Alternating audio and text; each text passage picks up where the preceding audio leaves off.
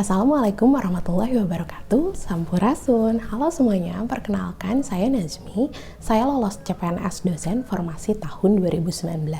Ini merupakan video pertama saya di YouTube.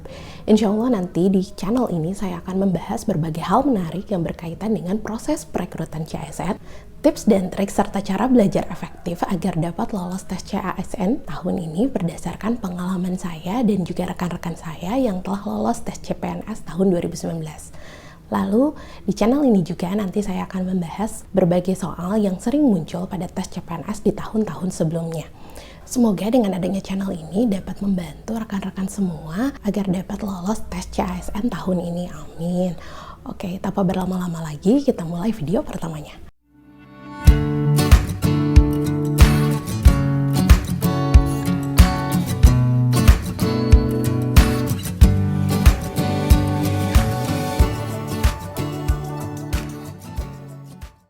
Di video pertama kali ini saya akan berbagi pengalaman saya bagaimana sih caranya saya dapat lolos tes CPNS tahun 2019 padahal posisinya saya saat itu sedang bekerja.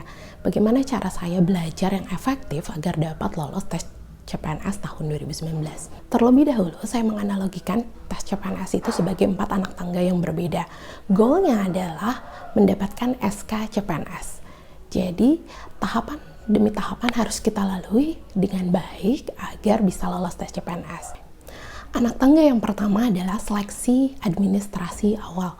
Sesuai dengan namanya, kita sebagai calon ASN dituntut untuk memiliki dokumen-dokumen yang berkaitan dengan kenegaraan dengan rapi, seperti KTP, KK, akta kelahiran, dan dokumen-dokumen pendukung lainnya. Selain itu, kita juga dituntut untuk teliti. Kenapa? Karena banyak sekali orang yang menganggap sepele seleksi administrasi ini, menganggap bahwa gampang, yang penting berkasnya sudah sesuai, pasti lolos. Betul sekali, jika berkas sesuai, sudah pasti lolos. Namun ternyata ada hal-hal detail yang terlewat sehingga menyebabkan kita tidak lolos seleksi administrasi ini. Bahkan hal-hal tersebut terlihat sepele, tapi ternyata dapat menggagalkan seleksi administrasi awal ini. Apa sajakah itu? Sebagai contoh, sahabat baik saya, kami memiliki kualifikasi pendidikan yang sama. Itu berarti dari segi dokumen dan ijazah tidak ada masalah, oke? Yang membedakan adalah dia saat itu melakukan kesalahan yang terlihat sepele, tapi ternyata membuat ia gagal melaju ke tahap selanjutnya. Hal itu adalah dia salah tulis tanggal di surat lamaran. Ya, karena hal tersebut dia gagal seleksi administrasi awal. Terlihat sepele sebenarnya, tapi ternyata memang dari awal di seleksi administrasi ini kita harus memperhatikan setiap detail yang diminta oleh instansi. Jadi kita harus benar-benar memperhatikan dengan teliti dan seksama apa saja dokumen dan berkas yang diinginkan oleh instansi. Begitu pula hal-hal detail di dalamnya. Saat itu sahabat saya menuliskan tanggal dia daftar di websitenya sscn.bkn.go.id. Kalau sekarang websitenya sudah berubah nama menjadi sscasn.bkn.go.id. Seharusnya tanggal yang dibubuhkan di surat lamaran itu adalah tanggal saat instansi kami, yaitu Kementerian Agama, membuka lowongan formasi secara resmi. Apakah itu hanya berlaku bagi sahabat saya saja? Tentu saja tidak. Karena berdasarkan cerita dari rekan-rekan saya, banyak sekali orang yang gagal seleksi administrasi akibat dari hal tersebut. Selain hal sepele tersebut, ternyata masih banyak hal yang dapat menggagalkan seleksi administrasi awal. Kira-kira hal sepele apa lagi yang dapat menggagalkan seleksi administrasi awal? Insya Allah nanti saya akan bahas di video saya yang selanjutnya. Jadi silahkan di like dulu, di subscribe, dan aktifkan lonceng notifikasi agar tidak ketinggalan video saya yang selanjutnya. Setelah lolos di seleksi administrasi, kita akan menaiki tangga yang kedua, yaitu seleksi kompetensi dasar. Sesuai dengan namanya, seleksi kompetensi dasar. Itu artinya kita sebagai calon ASN dituntut untuk memiliki kompetensi dasar dan juga pengetahuan umum yang luas. Karena soal-soal yang diujiankan pada saat seleksi kompetensi dasar ini adalah soal yang berasal dari multidisipliner. Ada soal matematika, bahasa Indonesia, psikologinya juga ada, lalu ada soal-soal yang berkaitan dengan kenegaraan, yaitu undang-undang dan lain-lain sebagainya. Jadi kita dituntut untuk memiliki kemampuan secara umum yang luas. Maka dari itu, walaupun misalnya si A berasal dari jurusan matematika, ia tidak dapat hanya menunjukkan kemampuannya di bidang matematika, tapi ia pun harus belajar dari keilmuan lainnya sehingga dapat lolos seleksi administrasi dasar. Trik dari saya yang pertama adalah kenali kelemahan dirimu. Kenapa sih harus mengenali kelemahan diri? Karena jika kita sudah mengenali kelemahan diri, maka kita dapat memperbaiki hal tersebut sehingga membuatnya menjadi sesuatu kekuatan baru yang bisa mengantarkan kita lolos seleksi kompetensi dasar ini. Sebagai contoh, saya pada saat S1 dan S2 itu mengambil jurusan linguistik. Namun saat SMA, saya mengambil jurusan IPA. Itu berarti saya memiliki basic pendidikan dari linguistik dan juga dari IPA.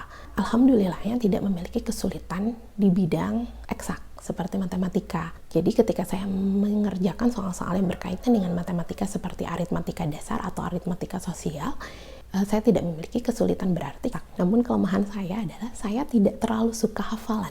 Lalu bagaimana sih caranya saya dapat melakukan hal tersebut sehingga menjadikan kelemahan saya dalam hafalan ini menjadi kekuatan baru saya?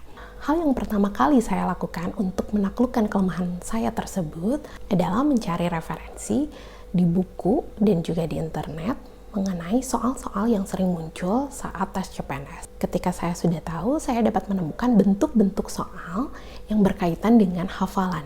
Sebagai contoh, soal-soal yang berbentuk hafalan yang sering muncul saat tes CPNS adalah soal yang berkaitan dengan undang-undang. Jadi, saya mulai mencari soal mana saja sih yang berkaitan dengan undang-undang yang sering muncul pada saat tes CPNS. Saya sortir semuanya, saya rangkum pasal-pasal tersebut di dalam kertas lembar. Seperti ini misalnya, kertas. Lalu saya tulis di sini. Saya tulis pasal yang sering muncul itu misalnya pasal 33 ayat 1, pasal 32 ayat 1 misalnya. Jadi saya baca terlebih dahulu isi pasal-pasal tersebut. Setelah saya baca dengan teliti, kemudian saya tulis di kertas yang tadi saya catat pasal 33 ayat 1 berbicara tentang apa? Pasal 32 ayat 2 tentang apa? Saya tulis poin-poin pentingnya saja. Jadi dari buku undang-undang yang sangat tebal itu, saya sortir undang-undang mana sih yang sering muncul di tes CPNS. Setelah saya mendapatkannya, saya rangkum di kertas lembar, dan kertas lembar itulah yang saya pelajari setiap hari. Jujur, saya itu sangat suka membaca. Saya bisa menghabiskan waktu berjam-jam untuk membaca sebuah buku, namun saya tidak suka menghafal. Jadi, saya membuat proses menghafal ini menjadi lebih menyenangkan. Caranya yaitu dengan membaca berulang-ulang. Nah, repetisi atau membaca berulang-ulang secara tidak langsung itu membuat memori kita merekam. Saya membaca rangkuman tadi itu pada saat akan pergi ke kantor, saat istirahat makan siang, kemudian saat akan pulang ke rumah, dan saat malam hari. Waktu efektif yang digunakan untuk menghafal itu baiknya di malam hari sebelum tidur. Makanya banyak sekali bule-bule kan ya yang membaca sebelum tidur, dan itu ternyata memang berdasarkan penelitian, ada sebuah penelitian yang pernah saya baca waktu itu, bisa meningkatkan memori kita. Jadi ketika kita membaca di malam hari, besoknya biasanya langsung hafal. Itu cara saya ya. Silahkan dicoba bagi yang tidak suka menghafal juga. Bagaimana bagi yang memiliki kelemahan di bidang matematika? Bagi yang memiliki kelemahan di bidang matematika, silahkan perbanyak latihan soal. Kenapa? Karena dengan latihan soal kita bisa melatih diri kita untuk tahu bentukan soal matematika yang sering muncul itu seperti ini. Kemudian cara pengerjaannya seperti ini. Walaupun bentukan soalnya berbeda, tetapi jika kita tahu polanya, kita bisa mengerjakan dengan baik. Jika kita tahu pola dan rumusnya, maka dari itu kita harus sering latihan soal agar mengasah kemampuan kita di bidang matematika. Trik yang kedua adalah manajemen waktu. Ketika mengerjakan soal-soal di SKD, itu merupakan soal-soal yang sangat banyak dan juga memiliki waktu yang sempit. Maka dari itu kita harus mengatur manajemen waktunya agar bisa mengerjakan soal dengan baik. Caranya berkaitan dengan trik yang ketiga, yaitu kerjakan soal yang lebih mudah dahulu, baru soal yang lebih sulit.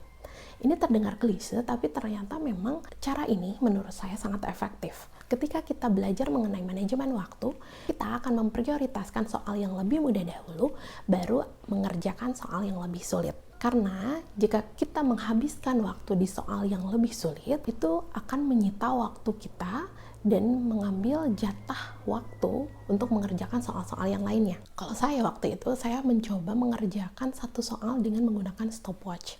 Jadi ini untuk melatih manajemen waktu saya agar lebih baik. Di buku CPNS biasanya ada latihan-latihan soal. Nah, kita kerjakan satu sesi latihan soal itu dalam waktu berapa lama. Setelah dicek apakah waktu kita sesuai atau tidak dengan waktu yang ditentukan oleh BKN. Misalnya 100 soal harus dikerjakan dalam 100 menit. Itu berarti satu soal harus dikerjakan dalam jangka waktu 1 menit kurang lebih. Nah, gimana sih caranya agar efektif? Ya, saya siapkan stopwatch. Saya cek apakah saya bisa mengerjakan satu soal dalam jangka waktu 1 menit atau lebih. Soal apa saja yang saya kerjakan lebih dari 1 menit itu saya catat. Repot memang terlihatnya, tapi ini merupakan latihan yang efektif menurut saya. Sehingga saat tes berlangsung, kita bisa mengerjakan soal-soal dengan lebih efektif karena kita sudah terbiasa mengatur manajemen waktu. Seleksi kompetensi bidang atau SKB itu dibedakan menjadi 2 kategori. Kategori yang pertama adalah SKB dengan sistem CAT. Kategori yang kedua adalah SKB dengan sistem non-CAT. SKB dengan sistem CAT ini serupa dengan SKD. Namun yang menjadi pembeda di SKD yang diujiankan adalah kompetensi dasarnya. Sedangkan di SKB yang diujiankan adalah fokus di kompetensi bidang yang kalian lamar. Sedangkan bagi saya yang melamar di Universitas Islam Negeri yang ada di bawah Kementerian Agama, SKB yang diterapkan adalah SKB sistem non-CAT yang terdiri dari 3 jenis tes. Tes yang pertama adalah wawancara, tes kedua adalah psikotes, tes ketiga adalah praktik kerja. Di tes pertama yaitu wawancara, karena saya melamar di Kementerian Agama, itu berarti hal yang ditanyakan adalah berkaitan dengan kompetensi saya di bidang keagamaan. Walaupun formasi yang kita pilih adalah formasi non-keagamaan, namun jika melamar di Kementerian Agama, maka kompetensi keagamaan kita akan dipertanyakan, seperti itu. Jadi pada saat itu, karena saya seorang muslim, saya ditanya mengenai tafsir Al-Quran, kemudian baca tulis Al-Quran, ada praktik sholat juga, kemudian ada hal-hal yang berkaitan dengan moderasi beragama. Padahal saya jurusannya adalah linguistik, namun tetap yang ditanyakan adalah hal-hal yang berkaitan dengan keagamaan. Jadi bagi yang melamar di Kementerian Agama, silakan bersiap-siap dari sekarang untuk mempelajari hal-hal yang berkaitan dengan keagamaan, karena akan ditanya saat tes wawancara. Tes kedua yaitu psikotes. Walaupun namanya psikotes, ternyata yang diujiankan ini mirip dengan SKD, tapi bentuk soalnya tentu saja berbeda. Ada aritmatika sosial, kemudian ada soal-soal figural, dan lain sebagainya. Jadi persiapkan diri kita sebaik mungkin agar dapat menyelesaikan soal psikotes. Nah, selanjutnya adalah praktik kerja. Nah, di praktik kerja ini kita dituntut untuk memperlihatkan potensi diri kita sebaik mungkin.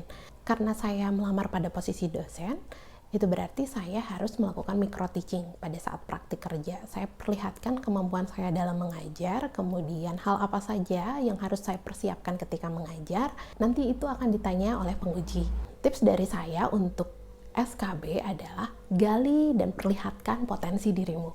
Jadi jika di SKB kita harus tahu kelemahan kita untuk membuat kekuatan baru, tapi di SKB ini justru kita harus menggali potensi diri kita dan memperlihatkan apa saja pencapaian dan prestasi yang kita telah miliki. Untuk SKB non-CAT seperti yang saya lakukan, pada saat praktik kerja nanti akan ditanya oleh penguji apa saja pencapaian yang telah kalian miliki, prestasinya apa aja. Kebetulan waktu itu saya pernah mengikuti lomba, saya mendapatkan juara 2 pada lomba pembuatan media pembelajaran kreatif di BINUS University. Saya membawa sertifikatnya dan saya perlihatkan ke para penguji. Selain itu, saya juga pernah menjadi pemateri dalam seminar berskala nasional dan internasional. Sehingga saya bawa sertifikat tersebut dan saya perlihatkan kepada para penguji agar menjadi poin plus bagi saya untuk diterima di SKB. Lalu bagaimana jika sama sekali belum pernah mengikuti lomba tertentu atau menjadi pembicara dalam seminar? Tidak masalah, tunjukkan saja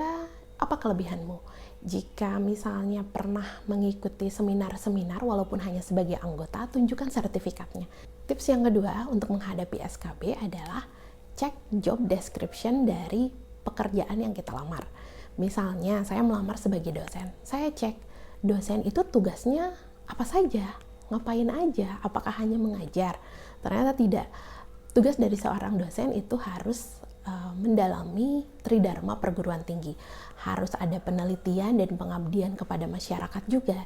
Jadi kenali dulu profesi yang akan kita lamar. Kemudian cek dulu instansi yang akan kita lamar. Kalau saya waktu itu mengecek satuan kerja saya UIN, itu saya cek sejarahnya seperti apa, kemudian rektornya siapa, dan juga fakultas yang ada di dalamnya itu fakultas apa saja. Sehingga kalau misalnya penguji menanyakan hal yang berkaitan dengan UIN, saya bisa menjawabnya dengan baik. Setelah lolos SKB, apakah sudah 100% tenang? Tentu saja tidak, karena masih ada satu anak tangga lagi yang harus kita lalui, yaitu pemberkasan. Pemberkasan ini merupakan bentuk seleksi terakhir. Itu berarti masih ada potensi yang dapat menggagalkan kelulusan kita. Sebagai contoh, pada saat saya waktu itu, khususnya di Kementerian Agama, itu ada beberapa orang yang dinyatakan tidak lolos karena dia melamar di formasi yang tidak sesuai dengan agama yang ia anut. Formasi yang diminta adalah penyuluh agama, namun ternyata si pelamar memiliki agama yang berbeda. Tentu saja tidak sinkron, misalnya penyuluh agama Islam tapi yang melamar adalah agama lain. Maka dari itu, sangat penting untuk mengenali formasi yang akan kita lamar. Jangan karena formasi ini merupakan formasi yang jarang dilamar orang, tapi ternyata tidak sesuai dengan kualifikasi yang kita miliki. Sebagai contoh lain, ada juga di tahun 2018 yang melamar di formasi PGTK, sedangkan ijazah yang ia miliki adalah PGMI. Terlihat serupa namun tak sama, jadi ini juga bisa membatalkan kelulusan. Karena sudah capek-capek tes SKD, SKB, tapi ternyata tidak lolos, dan itu pasti sangat sedih sekali gitu kan ya bagi si pelamar. Maka dari itu, yuk teliti formasi apa yang akan kalian lamar dari sekarang agar tidak menyesal di kemudian hari. Setelah pemberkasan selesai dan kita dinyatakan memenuhi syarat, maka langkah selanjutnya adalah menanti SK CPNS kita turun. Bagi yang sekarang sedang menunggu pengumuman seleksi CPNS, silakan bersabar dulu. Insya Allah nanti jika ada info terbaru mengenai proses seleksi CPNS, saya akan infokan di video saya. Itu saja yang dapat saya sampaikan pada video kali ini. Terima kasih banyak atas perhatiannya. Semoga informasi dari saya bermanfaat. Wassalamualaikum warahmatullahi wabarakatuh.